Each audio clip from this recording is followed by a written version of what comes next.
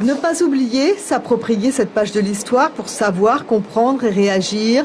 À quelques jours du 50e anniversaire du premier tir nucléaire en Polynésie, Michel Araquino, originaire de Reao, se souvient, il avait presque 6 ans. On a vu des flashs, on a entendu beaucoup de bruit. Nos maisons qui étaient faites en chaux avaient vibré. Et puis ça a laissé même des fissures dans nos murs. Papa et ses frères s'occupaient de débarquer du matériel des bateaux parce qu'ils étaient des as à piloter les baleinières sur les vagues. Et ça, c'était de l'animation. Voilà ce que je retiens un peu. Et surtout les distributions de friandises. Première fois, on avait des bonbons à volonté et puis des gens qui nous donnaient ça gratuitement, quoi.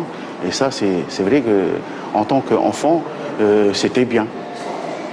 Aujourd'hui, il regarde cette expo, lui qui a travaillé comme plongeur scaphandrier 19 ans pour récupérer des échantillons dans tous les archipels de la Polynésie. Ici, au Gambier, il y a 5 ans, Michel plongeait toujours, mais pour le compte des associations antinucléaires. Convaincu depuis 2001 de la nocivité des essais atomiques. Comme tant d'autres, il a cru à la version officielle sur leur innocuité, mais il n'a plus d'illusions. Les mensonges de l'État coûtent cher à la Polynésie moderne et seules quelques décisions courageuses pourraient en partie réparer. Il faut d'abord le pardon.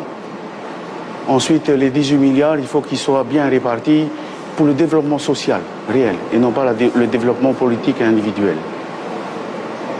Et cette manne qui va être donnée pour la partie maladie, oncologie, tout ça, les 700 millions, fait de la prévention. Parce qu'aujourd'hui, ce n'est pas le tout de soigner. Il faut surtout prévenir la génération future.